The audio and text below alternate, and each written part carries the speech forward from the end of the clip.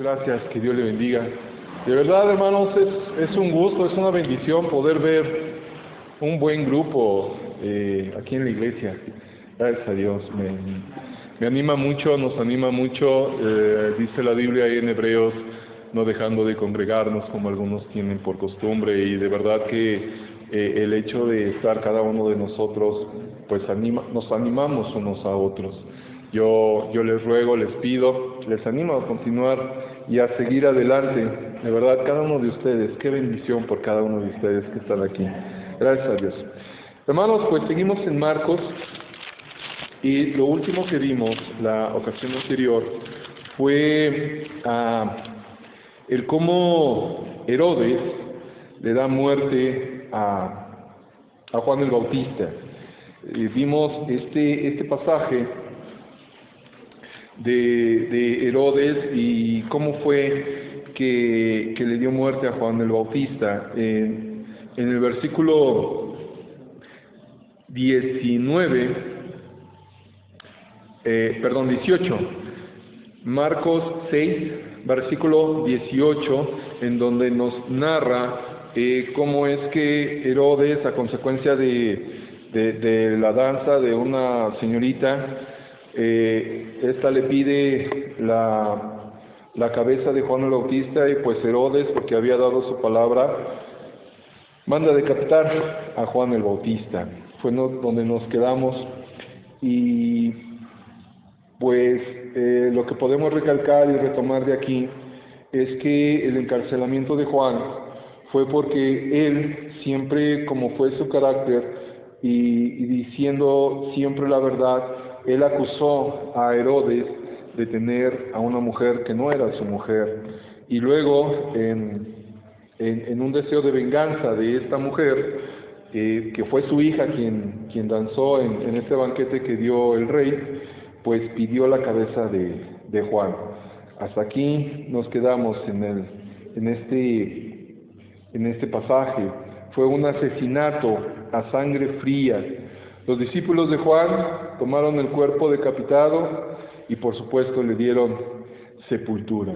Bueno, Marcos retoma aquí, después de esta narración, nos continúa narrando acerca del ministerio del Señor.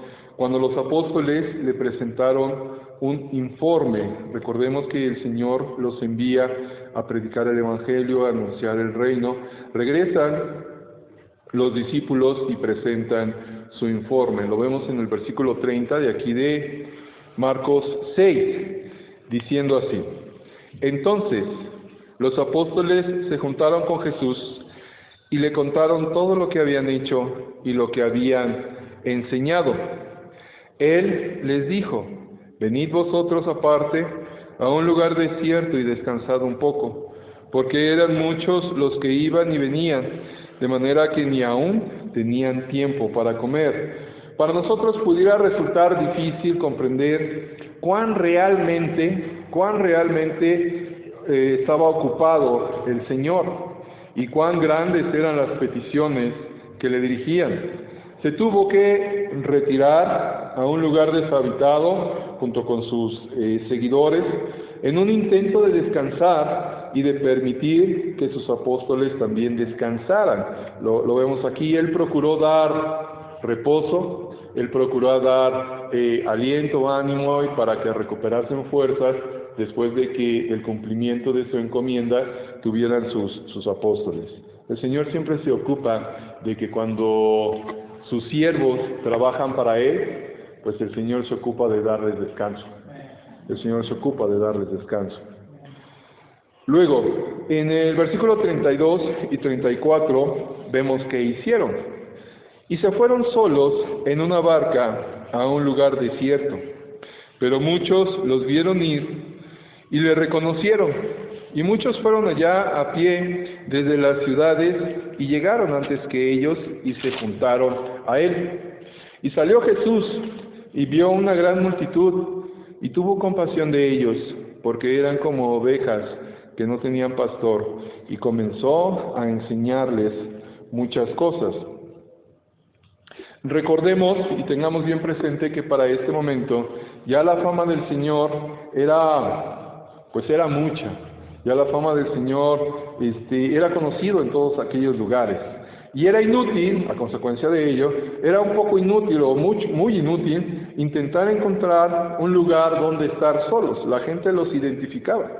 La multitud les siguió alrededor de la ribera del mar de Galilea hasta que se encontraron con Jesús y sus discípulos cuando estos llegaron en su barca a la orilla. La reacción de Jesús fue de una completa simpatía y compasión hacia la gente. Recapitulemos. El ministerio del Señor, sus milagros, sus enseñanzas, por supuesto, atraían a la gente, y esta gente, en un sincero deseo de encontrarse con el Señor para tener provisión por parte de Él. De ahí que su fama se extendió. En este momento, cuando el Señor ve esta multitud, podemos ver aquí una característica de lo que todavía existe y hay en el corazón del Señor. En el versículo 34 dice, porque eran como ovejas que no tenían pastor. En ocasiones pudiéramos nosotros, ojalá que no, pero finalmente somos seres humanos, pero en ocasiones pudiéramos nosotros señalar o criticar cuando personas vienen al Señor.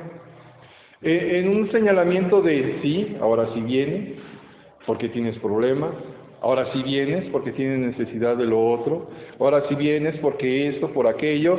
Tengamos cuidado con esas reacciones de nuestro corazón, porque nosotros estamos haciendo exactamente lo mismo. El Señor es digno de adorar, el Señor es digno de seguirle, mas Él en su bondad y en su compasión nos provee a todos,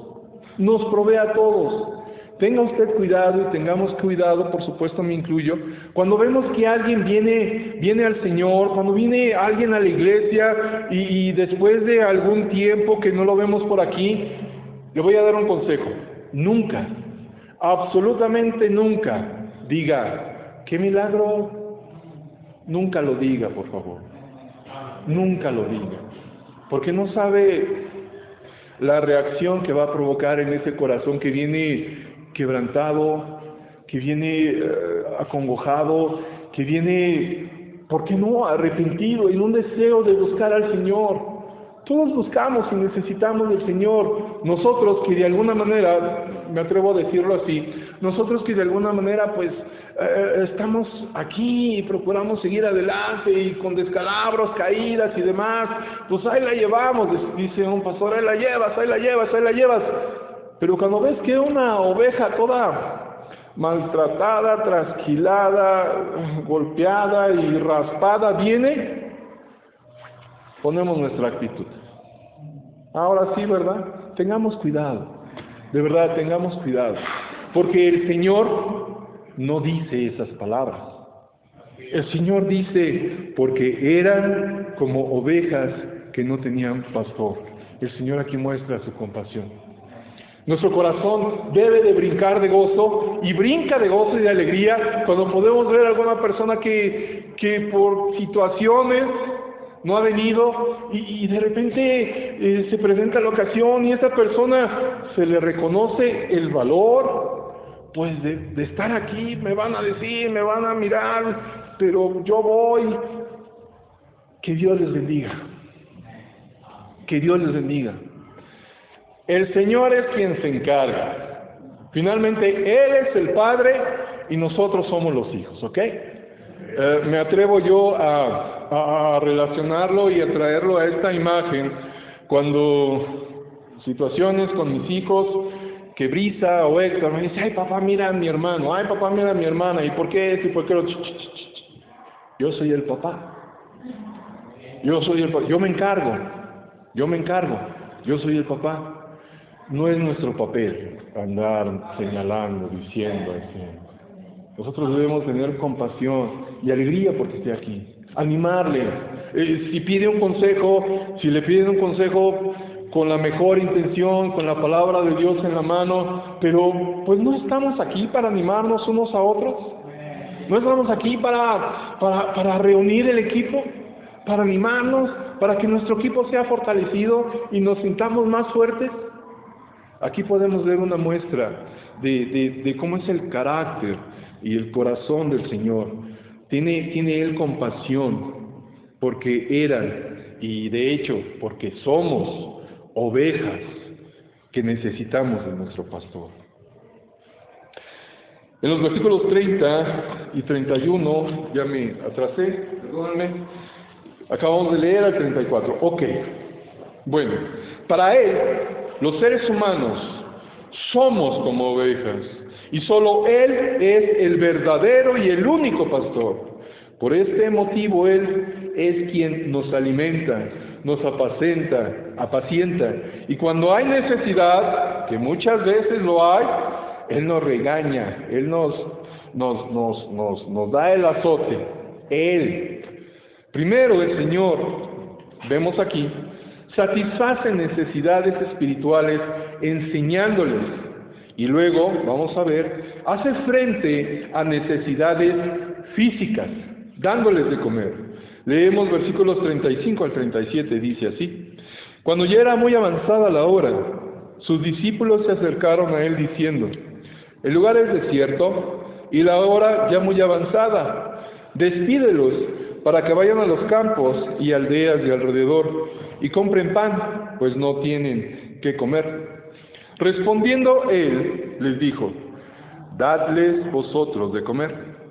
Ellos le dijeron: ¿Que vayamos y compremos pan por 200 denarios y les demos de comer? Aquí podemos ver esta reacción por parte de sus discípulos, en donde se sorprenden a la indicación del Señor de que ellos les dieran de comer, y por supuesto esa sorpresa les cae muy fuerte, diciendo: pero ¿de dónde, Señor? ¿Cómo? Bueno, quiero yo recordarles, y vamos recordándolo y tengámoslo bien presente. El Señor, casi siempre, cuando nos ordena algo, es porque es una tarea imposible para nosotros. Parece imposible para nosotros. Pero cuando es dentro de su plan, Él va a fortalecer nuestra fe, mostrando su poder. Aquí los apóstoles, los discípulos, tuvieron que aprender, y evidentemente ellos se dieron cuenta de que era algo imposible. La razón es evidente. Lo que el Señor, la intención que tiene el Señor aquí es demostrar su poder y de probar y testear la fe de sus discípulos. Vamos a ver cómo dispone el Señor las cosas, versículo 38 en adelante. Él les dijo: ¿Cuántos panes tenéis? Id y vedlo. Y al saberlo dijeron: 5 panes y 2 peces. Y les mandó que hiciesen recostar a todos por grupos sobre la hierba verde. Y se recostaron por grupos, de 100 en 100, y de 50 en 50. Entonces tomó los 5 panes y los 2 peces, y levantando los ojos al cielo, bendijo, y partió los panes, y dio a sus discípulos para que los pusiesen delante. Y repartió los 2 peces entre todos, y comieron todos, y se saciaron, y recogieron de los pedazos 12 cestas llenas, y de lo que sobró de los peces. Y los que comieron eran 5,000 hombres. Imaginen ustedes esta escena, cuando el Señor toma lo que los discípulos tienen, y en el versículo 41 dice, ilustrando esta imagen: entonces tomó los 5 panes y los 2 peces, y levantando los ojos al cielo, bendijo, y partió los panes, y dio a sus discípulos para que los pusiesen delante. Esta imagen, hermanos, si nosotros podemos visualizarla, si nosotros pudiéramos tenerla bien presente, nos habla de que cuando nosotros tenemos un corazón dispuesto, un corazón desprendido para dar lo que tenemos, el Señor lo toma, y el Señor bendice, y el Señor multiplica y provee. Es una escena preciosa, una escena hermosa, por supuesto por el milagro, pero todavía más por la enseñanza que nosotros podemos percibir de esto, darnos cuenta de esto. Cuando el Señor toma Lo que desprendidamente nosotros damos es el Señor que hace los milagros. Cuando nosotros nos guardamos las cosas, vamos a estar carentes de poder ver un milagro. Cuando el Señor le pida algo, y no propiamente algo material, pero cuando el Señor le pide algo para nuestra formación espiritual, dé usted el paso de fe. Y de verdad, va usted a ver muchos milagros, va usted a ver un milagro. Aquí podemos ver que el Señor alimentó, versículo 44, y los que comieron eran 5,000 hombres. Pues la verdad, para dar de comer a 5,000 hombres, pues se requiere bastante provisión. Por supuesto, fue un milagro que sucedió a los ojos de los discípulos y de todos aquellos que se enteraron de que nada más lo hizo con pocas cosas. El Creador, que en el principio, por supuesto, Él creó el pez e hizo que el grano se multiplicase en los campos, ahora por su mandato creativo, Él multiplicó los alimentos para la multitud. Esta debió ser la primera vez en la vida en que muchas personas de aquella multitud probablemente quedaron satisfechas. Comieron hasta que se saciaron. Este grupo, después de esto, se puso nuevamente en movimiento, versículo 45. Enseguida hizo a sus discípulos entrar en la barca e ir delante de él a Betsaida, en la otra ribera, entre tanto que él despedía a la multitud. Si hasta aquí nos podemos dar cuenta, podemos fijarnos y podemos tener en mente de que el Señor anda de aquí para allá, de aquí para allá, de aquí para allá, obrando, enseñando, haciendo milagros, y después de que sus discípulos regresan de la misión encomendada, pues están con Él. Y después de un descanso, después de un remanso que el Señor les dio, pues ellos están al ritmo del Señor, casi al ritmo del Señor. De aquí para allá, de aquí para allá. En el versículo 45, Él despide a la multitud. Despide a la multitud. Y aquí vemos un sentido de urgencia en dos palabras. Enseguida. Enseguida. Él no esperó. Para el Señor el tiempo es importante. El tiempo es importante. De ahí que nosotros debemos aprender que el tiempo que el Señor nos da debe de ser importante también para nosotros y utilizarlo sabiamente. Esa es nuestra primera palabra de urgencia, enseguida. Y luego, hizo. La explicación la podemos encontrar en el pasaje paralelo en Juan 6:15. Vamos a Juan 6:15.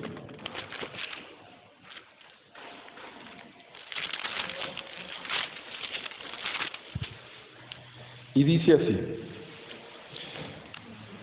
pero entendió Jesús que iban a venir para apoderarse de él y hacerle rey. Volvió a retirarse al monte él solo. Este fue el sentido de urgencia también, el sentido de urgencia. La gente dice, con este hombre tenemos que comer, con este hombre tenemos la salud garantizada, pues el Señor realizaba milagros. Entonces, ¿cuál fue la intención de la gente? Pues nos conviene hacerle rey, ¿no? Que sea nuestro rey, que sea nuestro dirigente. Con él no vamos a tener carencias, con él no vamos a tener necesidades. De ahí que el Señor, podemos entender, leyendo aquí en Marcos, enseguida. Ok, despido a la gente y me voy. ¿Por qué? Porque el Señor muchas veces, el Señor siempre conoce nuestras intenciones. Conoce nuestras intenciones. La intención de aquella multitud, por supuesto, pues vamos a hacerle rey. Pero el Señor, entendiendo esa intención, enseguida los despide y Él se va. Luego, versículo 46. Y después que los hubo despedido, se fue al monte a orar. Y al venir la noche, la barca estaba en medio del mar, y él solo en tierra. Y viéndoles remar con gran fatiga, porque el viento les era contrario, cerca de la cuarta vigilia de la noche, vino a ellos andando sobre el mar, y quería adelantárseles. Viéndole ellos andar sobre el mar, pensaron que era un fantasma, y gritaron, porque todos le veían y se turbaron. Pero enseguida habló con ellos y les dijo, tened ánimo, no temáis. Y subió a ellos en la barca, y se calmó el viento, y ellos se asombraron en gran manera, y se maravillaban, porque aún no habían entendido lo de los panes, por cuanto estaban endurecidos sus corazones. Aquí los discípulos fueron testigos de cuando el Señor camina. Y aquí podemos darnos cuenta que no se nos dice nada, Marcos no menciona nada, sobre Simón Pedro viniendo hacia Jesús caminando sobre las aguas. Después de todo, en el plano humano, Marcos consiguió su información, recordemos, de Simón Pedro. Y Pedro simplemente dejó fuera su participación en aquel incidente. De ahí se explica, podemos entenderlo, se explica por qué Marcos omite esta situación de cuando Pedro camina sobre el mar. Mateo es el que proporciona esos detalles. Llama la atención el versículo 48, donde dice, y viéndoles remar con gran fatiga. Viéndoles remar con gran fatiga. Aquellos hombres estaban en la barca esa noche, mezclando su sudor con las olas que invadían el interior de la pequeña embarcación. Estaban aplicando toda su fuerza sobre los remos y verdaderamente pensaron que se hundían. El Señor les vio remar fatigados. ¿Qué podemos aprender de esto? Sinceramente, yo no sé, y no es mi intención, y nosotros no sabemos el uno del otro, en qué situación nos encontramos el día de hoy. No lo sabemos, realmente. Y les repito, no es la intención tampoco de querer saber y enterarse de las situaciones personales, de ninguna manera. Pero por supuesto que podemos estar todos de acuerdo que de una u otra forma, cada uno de nosotros nos encontramos fatigados en alguna situación. Nos encontramos presionados, nos encontramos cargados. Bueno, esta situación difícil que estamos viviendo, esta situación difícil en donde pudiéramos encontrarnos o sentirnos solos en un oscuro rincón, enfrentándonos a tentaciones, enfrentándonos a problemas que son demasiado grandes para nosotros poder soportarlos, podemos sentirnos en un mar tempestuoso, sin salida, no saber qué hacer. Y pudiéramos inclusive pensar que nuestra pequeña barca está a punto de naufragar. Ansiedades, tribulaciones, problemas, necesidades a la puerta en donde yo mismo, hermanos, situaciones, ¿y ahora qué hago? ¿De dónde? ¿Cómo? Señor, ¿qué hago? Bueno, por supuesto que es de esta manera. Y hay excelentes noticias para cada uno de nosotros. Excelentes noticias. ¿Cuál es esa excelente noticia? Que el Señor te ve a ti. El Señor lo está viendo a usted. Conoce sus problemas. No necesitamos enviarle una señal luminosa para que nos localice. Él nos conoce, Él ya lo sabe todo. Y como Él lo sabe todo, Él nos está viendo y sabe que estamos remando con gran fatiga. Con gran fatiga. Lo único que necesitamos hacer es entregarle nuestras cargas a Él. Aprender a depositar nuestras cargas en Él. De una manera definitiva, de una manera sincera y honesta. Y por supuesto que todos nosotros necesitamos hacer esto en este momento, en este día, confiarle nuestro camino a Él. Marcos registra este detalle y después encontramos que el Señor viene hacia ellos, sube a la barca para acompañarles y Marcos remarca que ellos se quedaron asombrados en gran manera. Al principio se asustaron, pero luego, viendo su poder, viendo su provisión, viendo que se calman las cosas cuando Él sube a la barca, se asombraron. De igual manera, lo que nosotros necesitamos hacer es dejar que el Señor suba a nuestra barca, que el Señor tome control de nuestra vida, porque mientras nosotros estemos en el timón, van a continuar los pesares, van a continuar los problemas. Es necesario, y por supuesto que esto sucedió, pero es una figura de nuestra vida tal cual, en donde nos encontramos en tempestades, y mientras nosotros continuemos tratando de controlar el timón, no lo vamos a conseguir. Debemos permitir que el Señor suba a nuestra barca y aplaque todo. Pero esto requiere una confianza total y absoluta en Él. Vamos a leer versículo 53 en adelante para concluir. Terminada la travesía, vinieron a tierra de Genesaret y arribaron a la orilla. Y saliendo ellos de la barca, enseguida la gente le conoció. Y recorriendo toda la tierra de alrededor, comenzaron a traer de todas partes enfermos en lechos a donde oían que estaba. Y donde quiera que entraba, en aldeas, ciudades o campos, ponían en las calles a los que estaban enfermos, y le rogaban que les dejase tocar siquiera el borde de su manto, y todos los que le tocaban quedaban sanos. No podemos de verdad imaginarnos el número de enfermos, el número de personas necesitadas que Jesús atendió. Todos estos milagros fueron genuinos, verdaderos, por supuesto. Sus enemigos nunca pudieron negar que Él realizó estos milagros.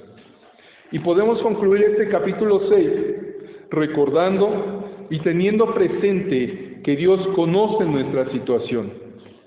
Y nosotros podemos dirigirnos a Él expresándole nuestros sentimientos, nuestras emociones, nuestras cargas. Y podemos tener la absoluta seguridad de que Él nunca va a llegar tarde. Él siempre llega a tiempo. Mas es necesario que nosotros depositemos nuestra confianza en Él. Así es como concluye el capítulo 6. Podemos concluir el capítulo 6 y haciendo una recapitulación, vemos que es importante, necesario y urgente que cada uno de nosotros depositemos nuestra confianza en el Señor para que se aplaque la tormenta que estamos viviendo. Iniciamos el capítulo 7 y en este capítulo se desarrolla el tema del Evangelio de Marcos, que es demostrar que el Señor Jesús es el siervo de Dios y que siempre actuó y actúa según la voluntad de su Padre.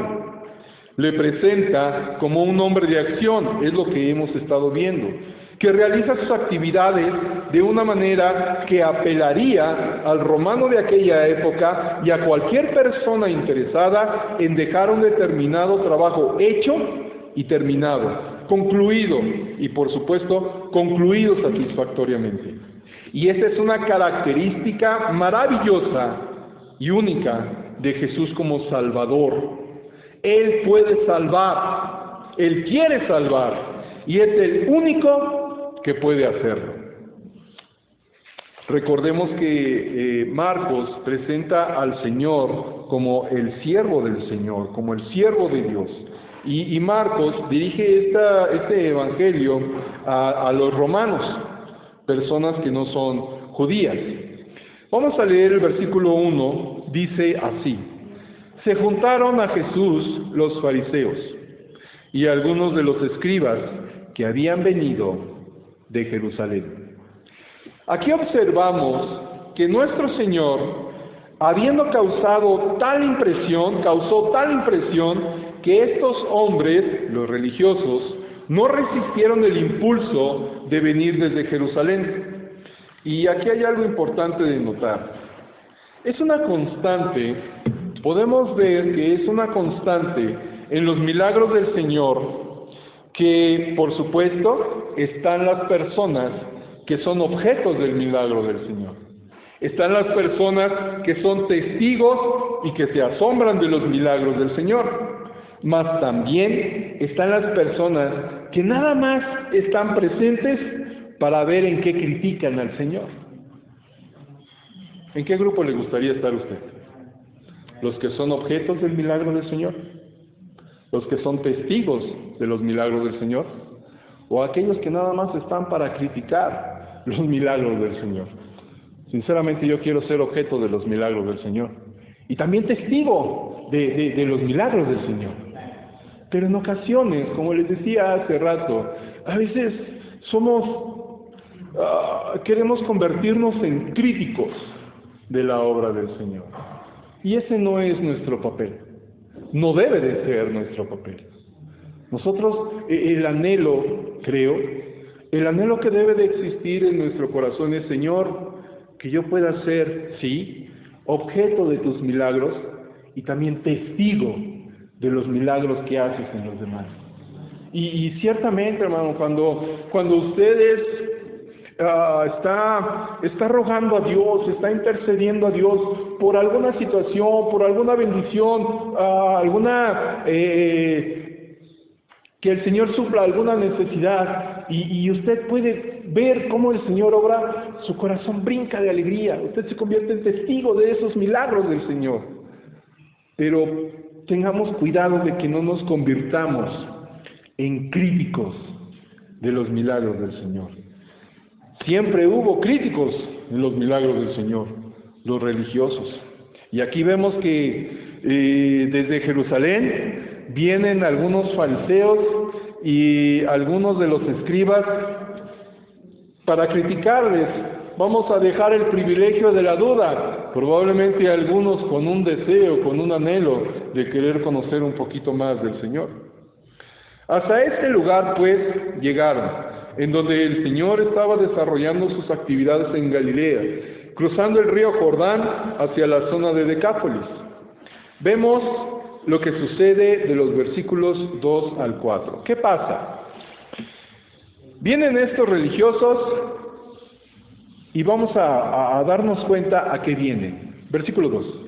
Los cuales, viendo a algunos de los discípulos de Jesús comer pan con manos inmundas, esto es, no lavadas, los condenaban.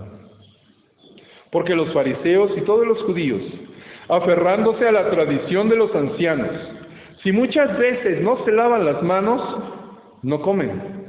Y volviendo de la plaza, si no se lavan, no comen. Y otras muchas cosas hay que tomaron para guardar, como los lavamientos de los vasos de beber, y de los jarros, y de los utensilios de metal, y de los lechos. Aquí vemos esta descripción que hace Marcos muy descriptiva, aunque sea de manera general, pero da un poquito de detalle con respecto a estas tradiciones que los fariseos habían tomado. ¿Por qué? Porque el público, los destinatarios del Evangelio de Marcos no conocían mucho, o si acaso muy poco, de las costumbres judías.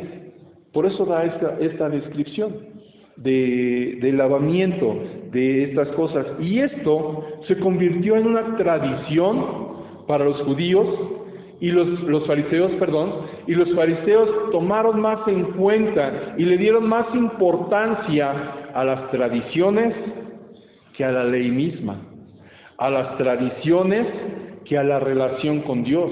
El propósito de estas instrucciones, lo vamos a ver un poquito más adelante, están descritas en la ley, específicamente algunos en el libro de Levítico, pero eran con la intención de dar a conocer al pueblo la necesidad de limpiarse por la condición misma de la persona, siendo pecador. Hay una necesidad de ser limpio para poder tener una relación con el Dios Santo. Pero los fariseos tomaron estas instrucciones, las convirtieron en tradiciones y se enfocaron tanto que si no guardaban esas cosas, pues ya era gente impura. Y le restaron importancia a la relación con Dios. Esto lo vamos a ver un poquito más en detalle en 8 días. Agradezco su paciencia, vamos a orar. Señor, te damos gracias por este tiempo. Yo te ruego, Señor, que tú hagas la obra en cada corazón y nos quedemos con la situación, con el mensaje, con el propósito de que es necesario, Señor, invitarte a que subas a la barca de nuestra vida. Te damos las gracias por tu cuidado, por tu provisión. Ayúdanos a tener el anhelo y el deseo de mantener una relación, Señor, sincera, constante contigo. Oh Dios, que tú hagas la obra que ningún poder humano puede hacer. Trae crecimiento, trae madurez. Gracias por la paciencia de cada oyente. Bendice el tiempo que sigue. En el nombre de Jesús. Amén. Gracias, hermanos. Que Dios les bendiga. Comenzamos en 15 minutos.